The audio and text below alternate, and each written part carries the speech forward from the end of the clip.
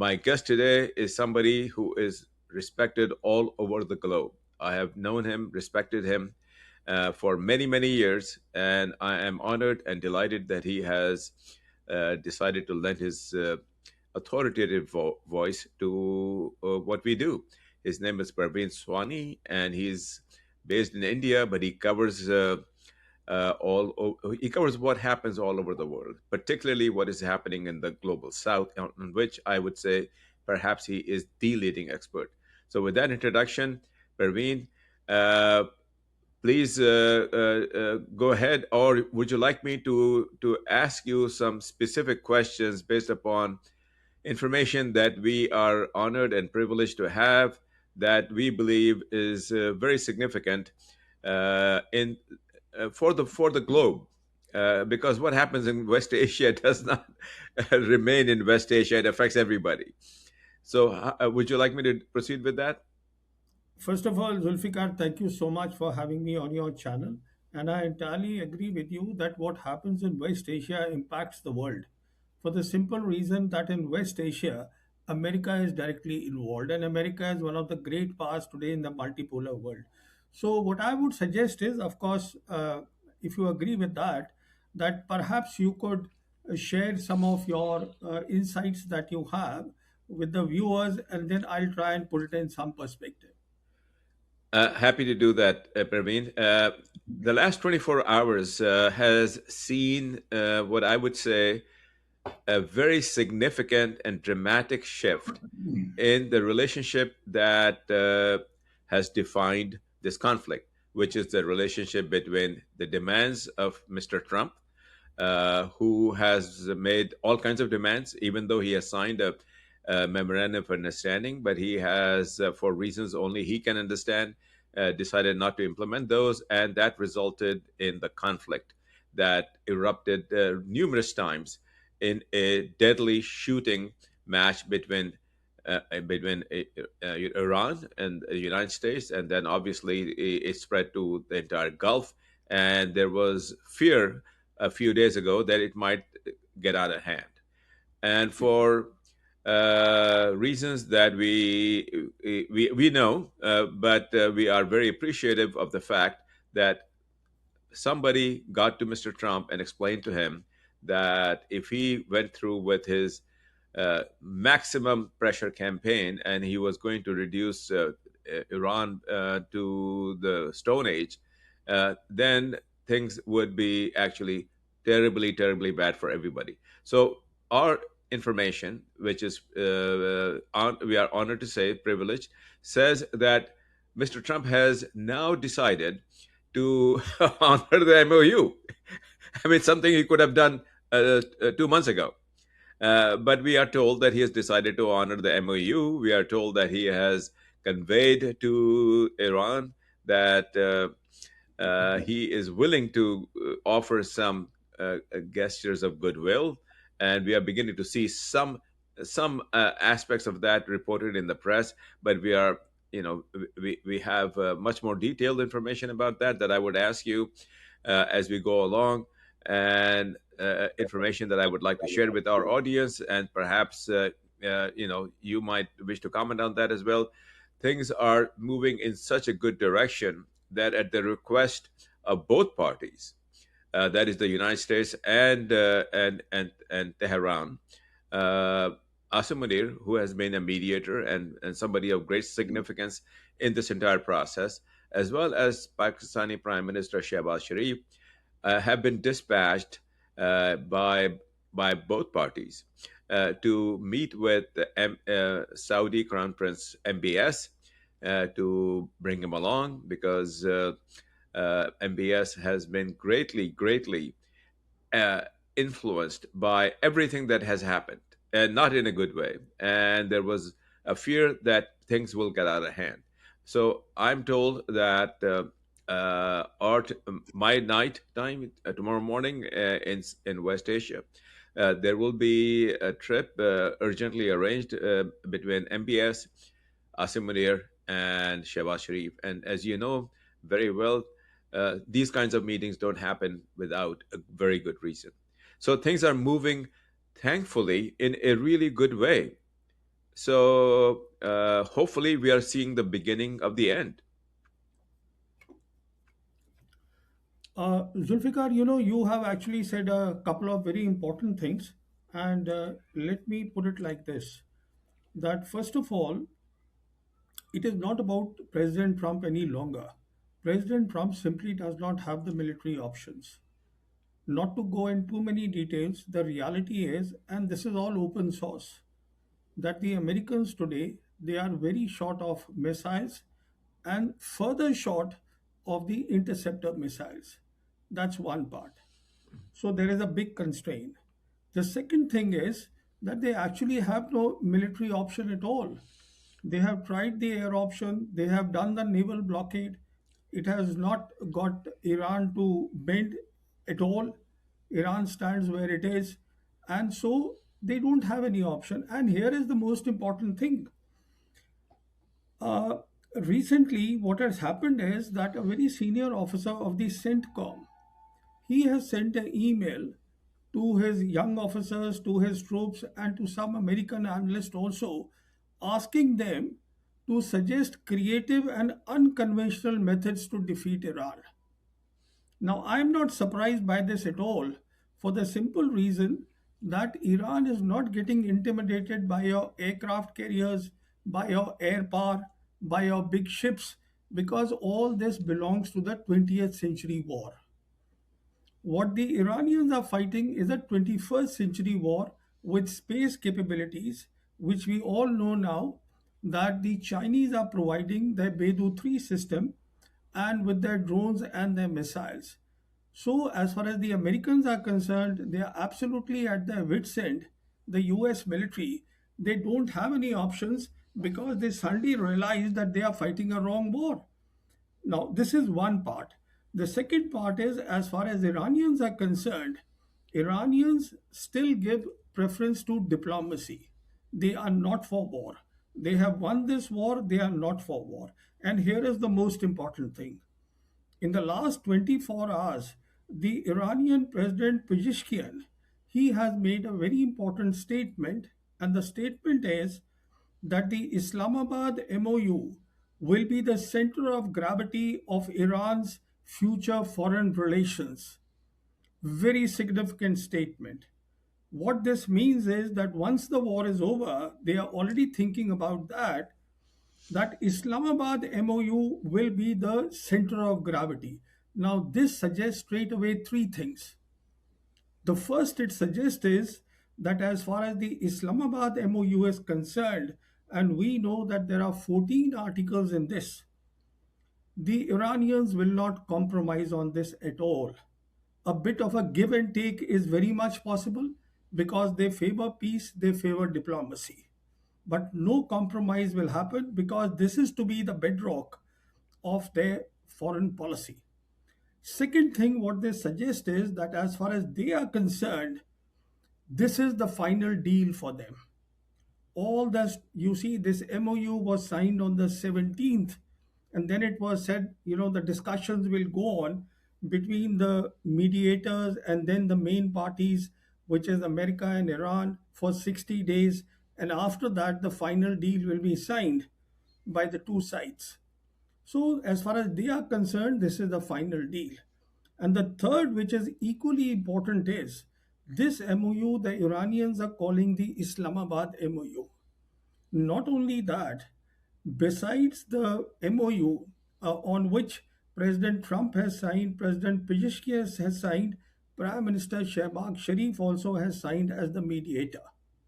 Now, when we say that Islamabad MOU, that means what they are expecting from Pakistan is to play a very important role. And that important role is that once the American forces they are out of West Asia, let me pause here to make a point to come back to what I was saying. My pause is about that already what we see on the ground, the Americans had a total of 19 bases in West Asia. Most of them are either inoperable, they have been destroyed. If you see the Qatar base, which is the forward headquarters of the Central Command or the regional headquarters of the American forces. The Americans first shifted that from Qatar to Jordan, thinking that look, Jordan is 1,000 kilometers away from Iran, and now it has gone to Israel. Similarly, you see Kuwait, what's going on. So the point to make is that already the forces are out. They are all concentrated in and around Israel, and they are finding it difficult to even defend Israel. So the point to make is this is where the Pakistanis step in. Not only are they mediators, they are also responsible for the Islamic framework, which will replace the American framework which has existed for decades in West Asia.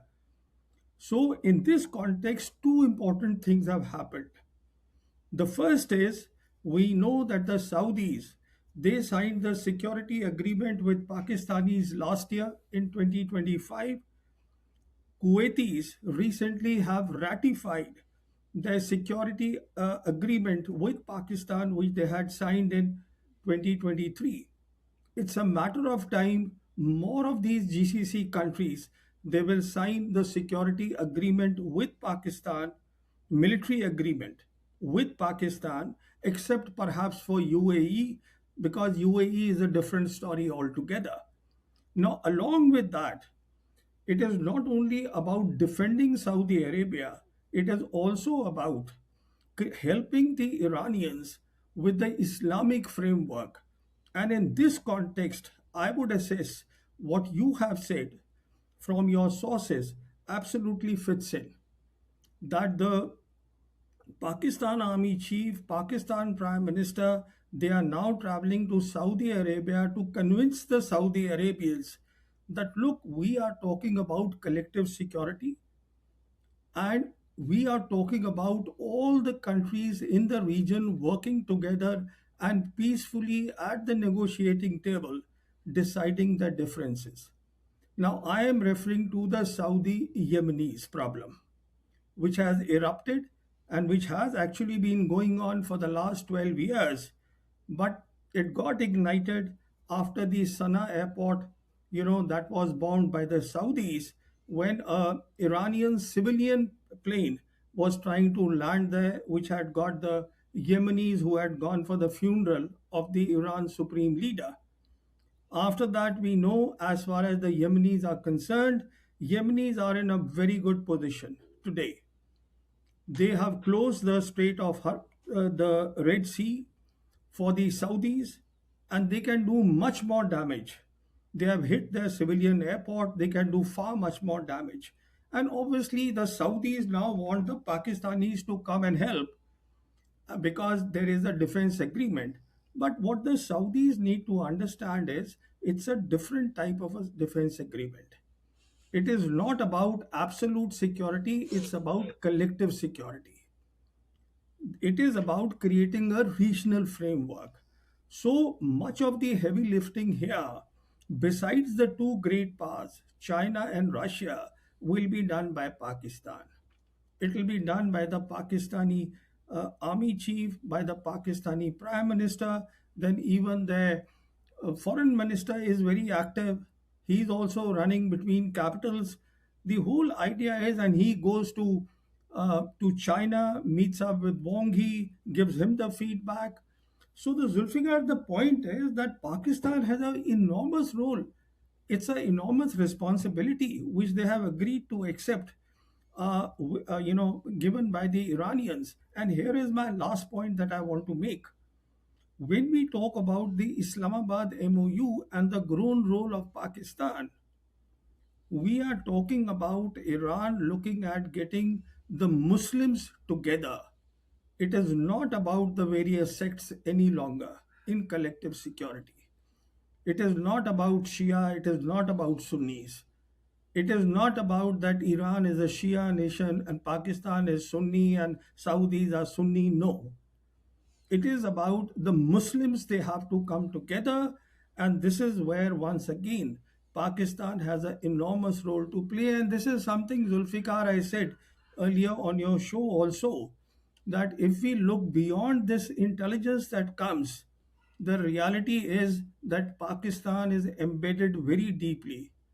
And because Pakistan has good ties with all the three great powers, there is no way that President Trump cannot talk. He has to talk to Field Marshal Asim Munir. Let me give you another very interesting update that I just noticed a little while back. Maybe it's yesterday's news that the Pakistanis have decided to shift from WhatsApp to WeChat. Now, this is significant because it is being said that there are a lot of leakages and cyber problems in WhatsApp. So they want to be on WeChat. In other words, what this indicates to me is that Pakistan has realized that it is part of the new world order, a new world order which is taking shape in West Asia, where the American forces are being forced to leave, and this will have a domino effect in all the theaters of the globe. And this is what the old order or the defeat of America in West Asia really means. So this is the way I would like to see it, Zulfikar. Well, excellent analysis for which you are respected all over the world, Parveen, and we are so honored that you are here so that our audience, which is global, and we are very happy to report that it is growing in a very significant manner. We broadcast in 14 languages now, and we have listeners literally every place. They get the chance to listen to what I believe is one of the most respected voices on geopolitics, particularly as it impacts the West Asia theater, which is so significant because if the oil is not allowed to go freely, as it has not been, as has been the case, pretty soon all the economies will come to a collapse. Now, I will come back again to our reporting because this is recent in the last 24 hours, and it confirms things that we have been saying on this channel earlier and multiple times, which is that the MOU remains the central point of gravity, and I think that is the term that has been used by the Iranian leadership, that this is the center of gravity. And even though there were people who were saying that no, no, no, it's dead and it's gone and so forth, we always kept out the hope that no, it will come back. Now we know. I mean, this is something that I am happy to report to our audience on this show and get your comment on. Uh, I'm advised, I'm informed that before Iran agreed to engage with the United States again, there was a lot of conflict uh, inside Iran, where the IRGC was not interested in a deal and going back to any deal, and and they were really quite upset with President Pezeshkian, even to the extent of asking him to resign because they thought that he was appeasing to the United States and doing things that are not necessarily in the best interests of Iran. And then unique to us is this information that Mojtaba Khamenei, the supreme leader, made the final decision that he decided that he was going to proceed with what was accomplished by Arakchi, the foreign minister, Pezeshkian, the president, and give his thumb up, green light to ask them to proceed again on the MOU, nothing else. So what do you make of this internal conflict, and how do you see this affecting anything going on in the future, where the IRGC is not truly happy that a deal may, in fact, come about? See, I agree entirely with you with what you have said, and let me elaborate this a bit. Now, please recall that when the MOU was signed on the 17th of June, before that, there was a bit of a again tug of war between the diplomats, the soft liners in Iran, and the IRGC. And the issue at stake was that uh, Iran should go for nuclear weapons. That was the issue. And even if you recall, the Supreme Leader Mushtaba Khamenei, he had to issue a statement, and that statement he issued was that I may have my differences with Pezeshkian, who is the who is head of the Supreme National Security Council. Now you see, National Security Council, it has both the components. It has the diplomatic component, it has the military component. So the Supreme Leader statement said, I may have my differences with Pezeshkian, but since he is the leader of the Supreme National Council, I'll go along with what he's saying. So this is one part. So Pezeshkian is a person who is very close to the Supreme Leader, and a balance is being maintained Yes. between the two sides. And the reason, let me explain that, then come to the present situation. And the reason why Pezeshkian, uh, the Supreme Leader, agreed with him was that Arakchi in March, he, please recall, in mid March, he had traveled to Moscow, where he met up for hour and a half with President Putin. After that, he went to China. He met up with his counterpart Wang Yi, and when he came back to Tehran, he, for the first time, spoke about the need for a new post war regional framework. Now, if you are to have a regional framework, and if Iran decides to develop nuclear weapons, it has the technology, it can do that, then that regional framework will not work. Because all the GCC countries, they will see Iran as a hegemon, as a bully. They will not see Iran as a partner. And then that is the time precisely the news that came about is likely to happen. And the news was that the Americans had offered the Saudis nuclear capabilities in exchange for, of course, signing the Abraham Accord. So the point to make is that Pezeshkian is keeping track of both the sides, and this is the reason that the Supreme Leader agrees with Pezeshkian, and his word should be taken as the last word, as the word of the Supreme Leader himself. This is the way I see the things. Now, coming to the MOU. Now, MOU, of course, as I said, Pezeshkian has said that this will be the center of gravity of Iran's future foreign relations, in other words, foreign policy. So, no compromise on the MOU, adjustments will be made. And adjustments have already been made. Adjustments have been made in the sense that earlier, now, as far as Hormuz is concerned, let's talk Hormuz because it has been in the news, on which President Trump says that the talks are going on and very soon, some announcement will be made.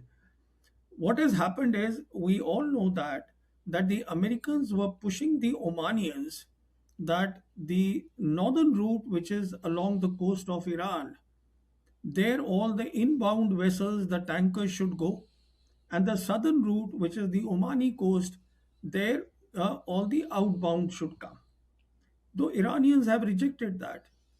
So they have compromised to the extent of saying that all right, the inbound vessels, they can come from the Iranian side, but the Omanis will put the Iranians in total picture.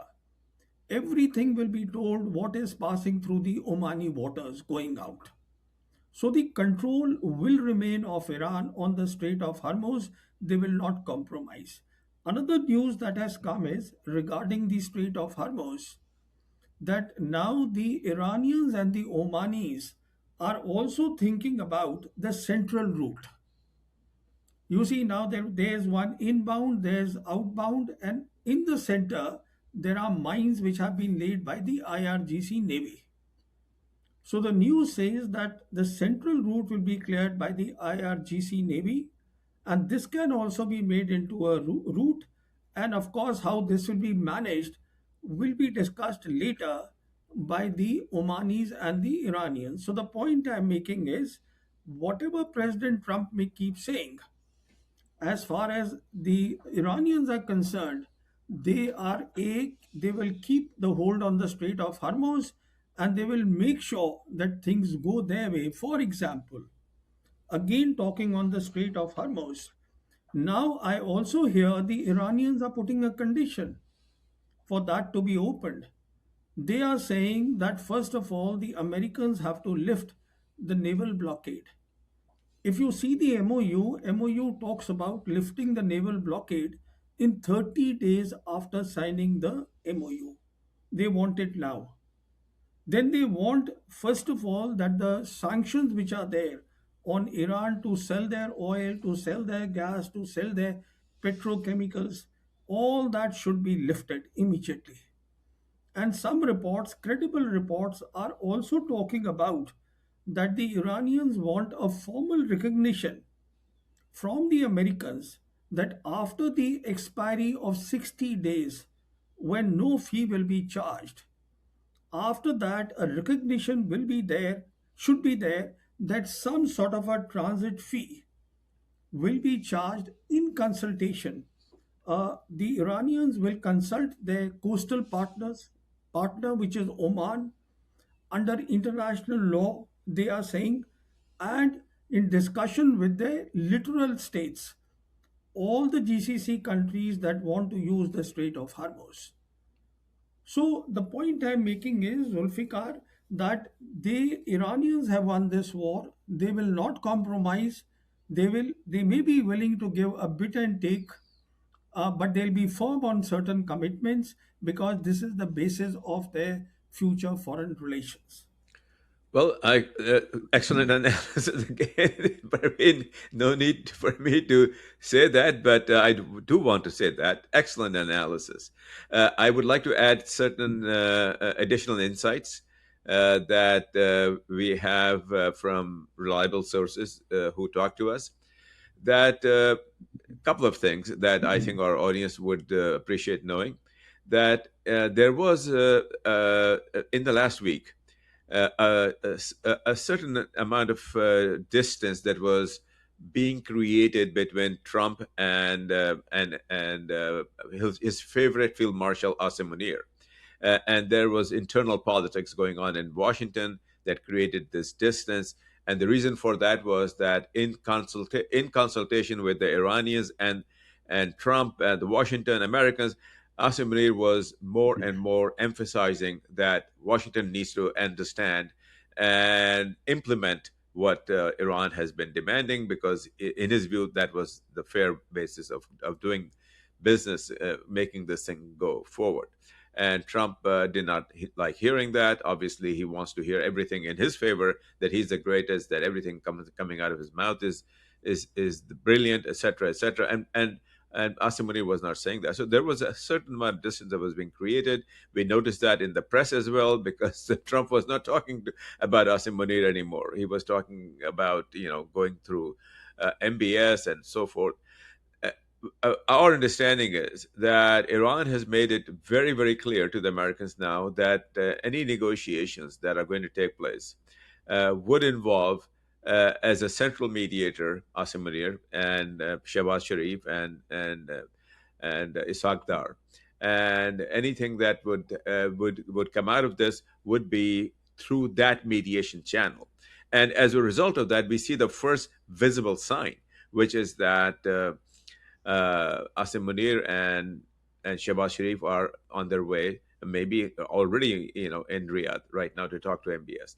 The additional reporting that I would like to share with our audience and get your comments on, in Iran, from my understanding, after the supreme leader, somebody even more significant in terms of the power structure is Galibaf, the chair, the head, the speaker, and this is very significant from my perspective, that he has been invited by the Speaker of the Pakistan Parliament to come and visit Pakistan during the National Independence Day celebrations, within a week's time. And that's very significant because Pakistan rarely invites outside dignitaries to do that. So, of course, that is a cover.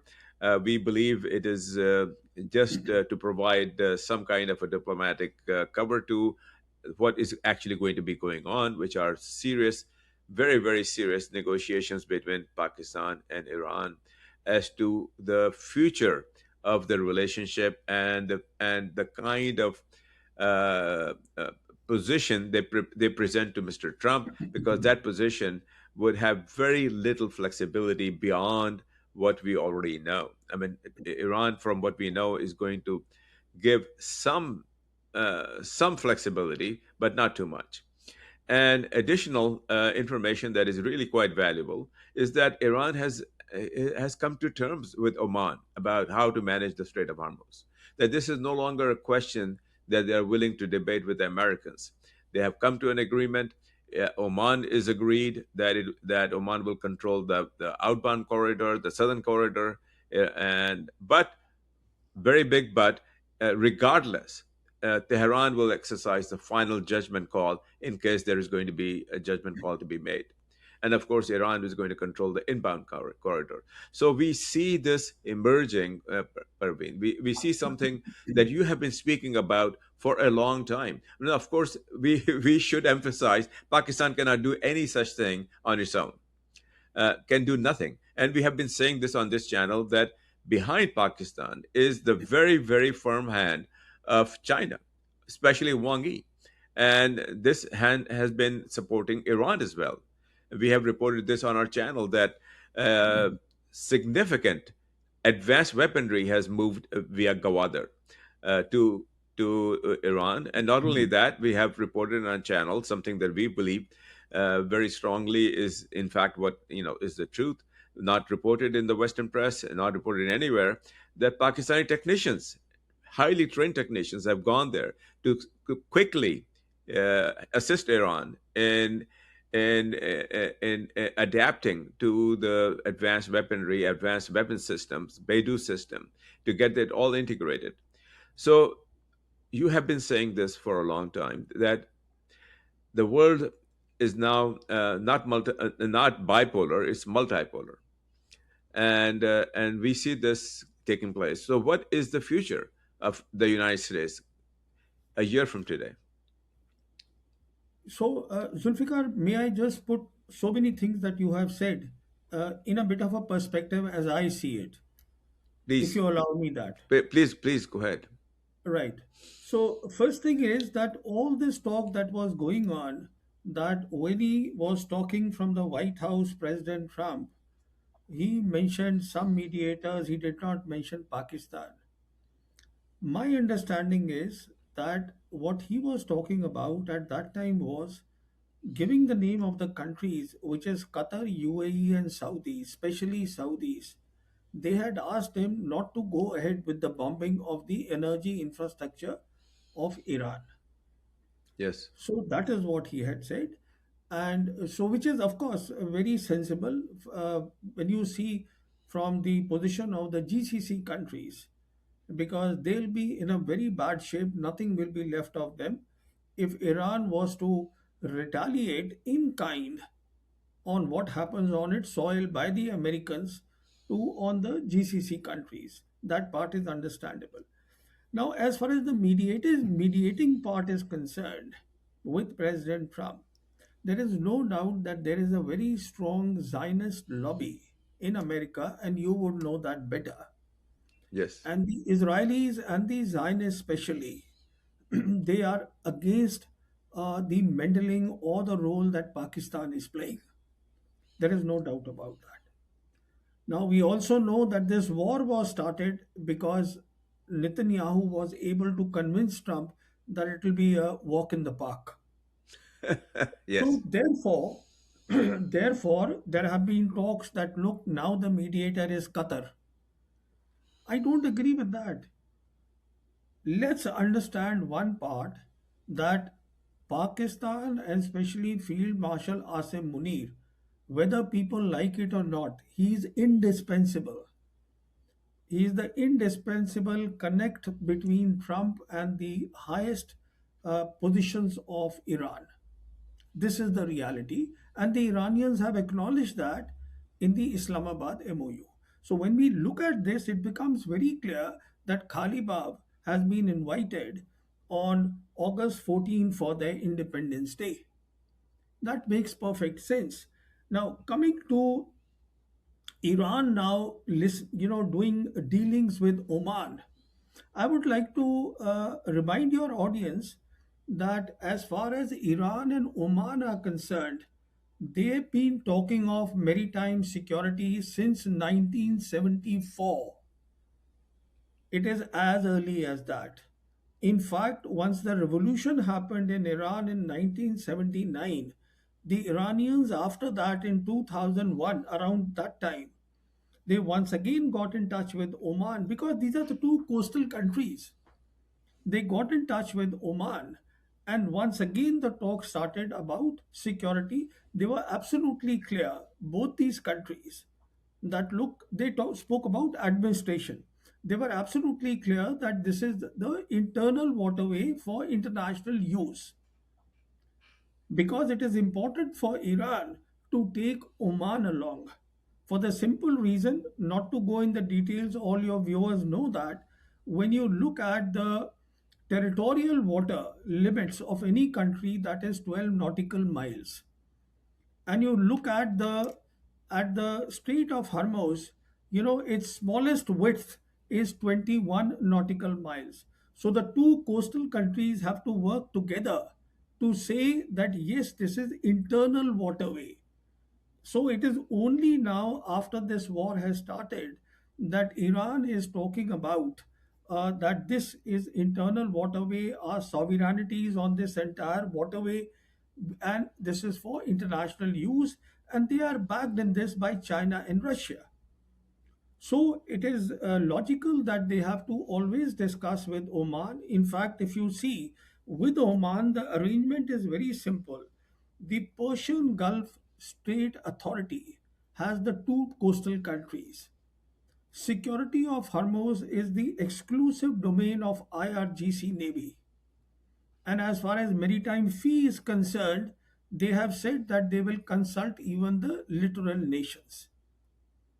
Now, coming to your question as to how I see the things 1 year from now, what I see is that this war cannot be a very long war for the simple reason that it is impacting every day the global economy.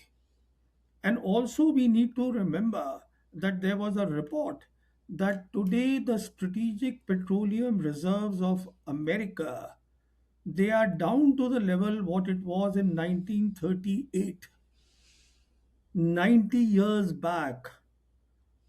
And then, as far as Trump is concerned, he is getting a lot of, the MAGA base is extremely unhappy with him.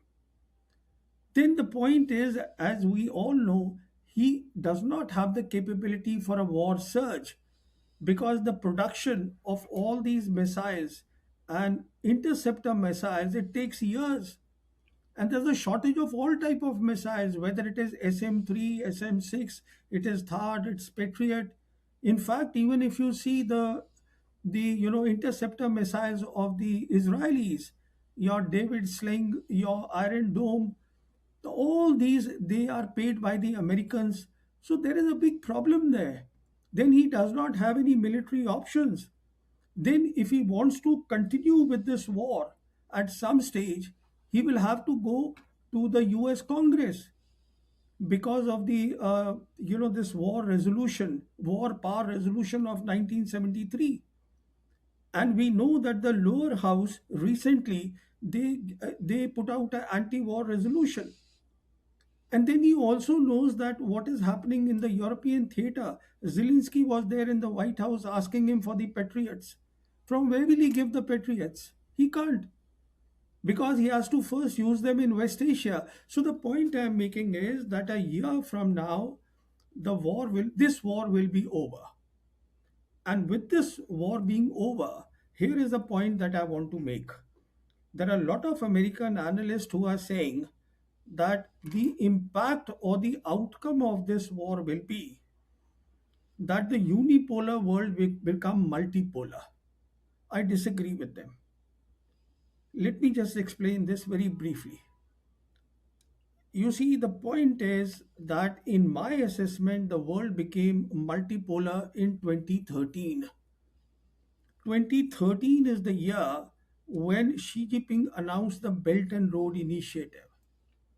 That is the year when it was clear to the Chinese that their rise in geoeconomics is assured, that they are today a world power, that they are one of the powers in the multipolar world, just like America. And what Xi Jinping did was in 2013 itself, in March of 2013, you see, as you may recall, he came to office in November 2012. His first foreign visit was in March 2013, and that was to Russia. And in Russia, the two leaders, they crafted the vision for the new world order, which he spoke about also at the Russian Moscow Institute. So the point I'm making is Xi Jinping was very clear that he needs to talk with Putin, because Russia also is a great power. And the two great powers need to work together. So, in my assessment, the world became multipolar in 2013. I don't even agree with, very respected John Mearsheimer, hugely respected. I have learnt a lot from him. But I don't agree when he says it became multipolar in 2017, and now analysts are saying it will become multipolar after this world. No, after this war. What will happen after this war is the multipolar world, in the multipolar world where there are three great powers, America, China, and Russia. As far as America is concerned, its standing as a great power will diminish greatly, hugely.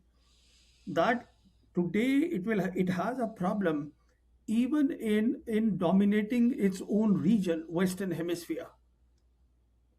And as far as the outcome of the war for the rest of the world is concerned, this is the accelerated rise of the New World Order or the Global South. And this is where Iran and Pakistan are playing a very important role. And this is where, this Dmitry, that leader of Russia, who was also the president, Medvedev, I saw one of his tweets where it is said that the RIC of BRICS could well become Russia, Iran, China instead of Russia, India, China. Because Russia, Iran, China then becomes the voice of the global south.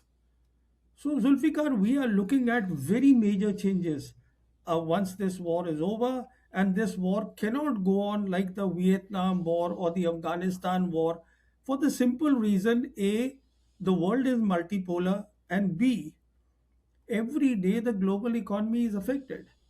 It's simple as that. So, this is the way I see 1 year from now very bad times for America.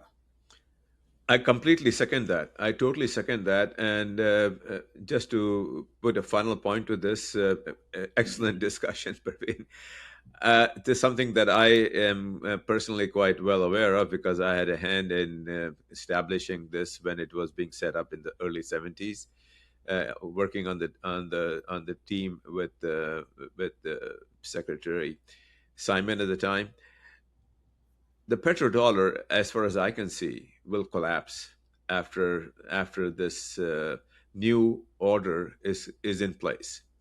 The United States is not going to be able to dictate the terms of how the Gulf countries price their oil in dollars, as they have been doing, because they are not going to be in a position to provide security. In fact, my I will go out on the limb and say that most of these bases will be emptied out within the year.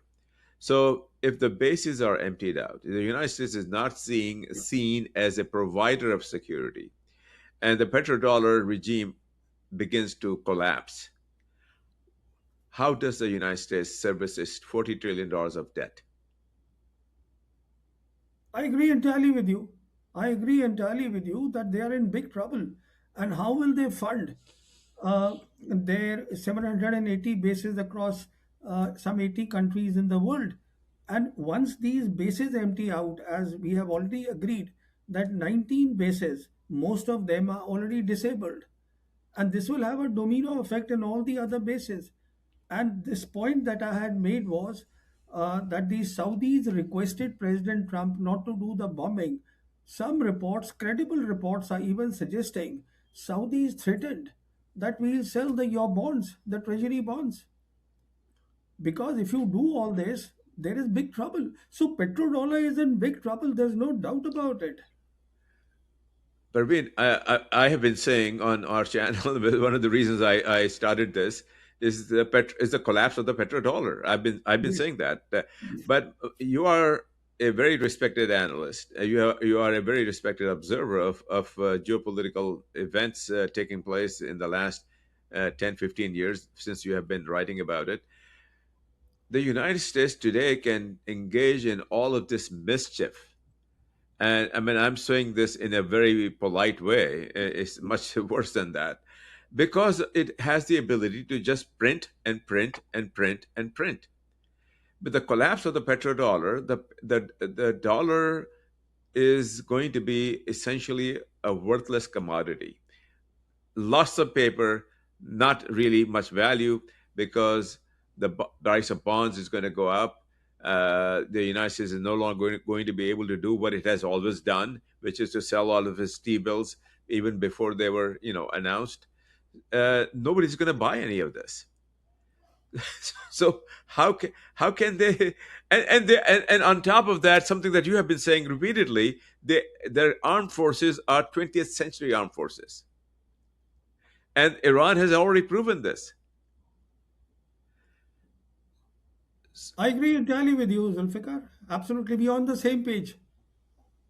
Well, Absolutely. Praveen, I mean, I could talk to you for another hour, maybe 2 hours, but our time has come. Thank you so very much. I'm deeply honored, and I very much appreciate your sharing your thoughts, your wisdom with myself and with our audience all over the world.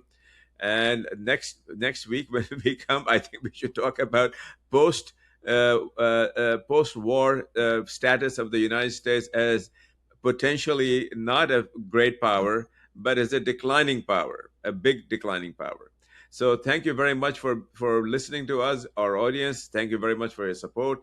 If you like what we do, please hit the subscribe button. Please go to our uh, Substack channel where we have the same transition protocol. Become a paid member, and we will send you all of this security briefing inside your mailbox every week, now twice a week. So I say my goodbye, and I want to say thank you one more time. Parveen, go ahead, please. Say the last word. Zulfikar, I'm always delighted to be on your channel. Thank you for having me. Thanks a lot. Thank you very, very much. I'm going to hit Thank the you. stop button.